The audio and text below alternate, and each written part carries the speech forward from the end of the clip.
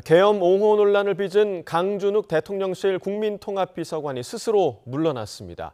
이재명 대통령은 강선우 여성가족부 장관 후보자에 대해서는 인사청문 경과 보고서 재송부를 오늘 중에 국회에 요청할 전망입니다. 용산 대통령실 연결해서 들어보겠습니다.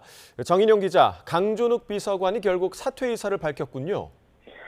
네, 대통령실 강유정 대변인은 강준욱 대통령실 국민통합비서관이 오늘 오전 스스로 사퇴하겠다는 뜻을 밝혔다고 브리핑을 통해 전했습니다.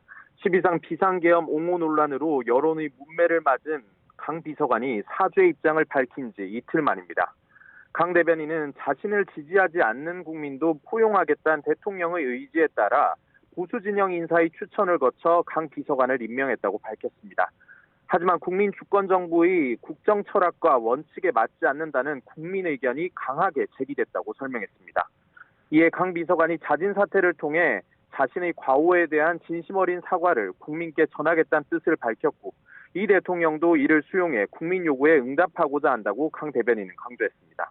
앞서 강 비서관은 지난 3월 자신의 책에서 윤석열 전 대통령이 국민에게 답답함과 막막함을 알리는 방식으로 계엄을 선택한 거라고 주장했는데요. 계엄 선포를 내란으로 몰아가는 행위는 여론 선동이란 취지의 의견도 담겨 있는 것으로 알려져 논란이 일었습니다. 특히 여권에서 전방위적으로 사퇴론이 일었고 결국 강 비서관은 자리에서 물러나게 됐습니다. 대통령실은 후임 국민통합비서관은 이재명 정부 정치 철학을 이해하고 통합의 가치에 걸맞은 보수계 인사로 임명할 계획이라고 덧붙였습니다. 네, 또 강선우 여가부 장관 후보자에 대해서는 여전히 대통령의 임명 의지가 강한 걸로 보인다고요? 네, 그렇습니다. 대통령실은 강선우 여가부 장관 후보자에 대한 인사청문 경과보고서 재송부를 국회에 오늘 중으로 요청할 것 같다고 밝혔는데요.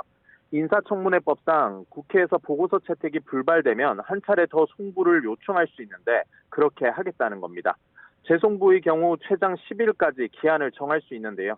강유정 대변인은 윤석열 정부처럼 하루나 이틀을 기한으로 재설정하지 않을 걸로 알고 있다며 오는 31일까지를 기한으로 송부되지 않을까 싶다고 말했습니다. 재송부 기간이 지나면 이 대통령이 국회 동의 없이 강 후보자를 장관직에 앉힐 수 있는 만큼 임명을 강행하겠다는 의지로도 풀이됩니다. 앞서 강 후보자는 갑질 의혹을 받아왔습니다. 보좌진에게 사적 업무를 시켰다는 논란에 휩싸였고 임금체불로 고용노동부 진정을 받았다는 사실도 뒤늦게 알려졌습니다. 특히 어제는 문재인 정부에서 일했던 정영애 전 여가부 장관으로부터 강 후보자가 지역구 민원 해결을 못했다고 관련 없는 예산을 삭감하는 갑질을 했다는 폭로까지 제기됐습니다. 야당은 물론 민주당 보좌진협의회와 시민단체들도 강 후보자 사퇴를 요구하고 있지만 강 후보자가 스스로 물러나지 않는 이상 여가부 장관직에 임명될 걸로 보입니다. 지금까지 용산 대통령실에서 전해드렸습니다.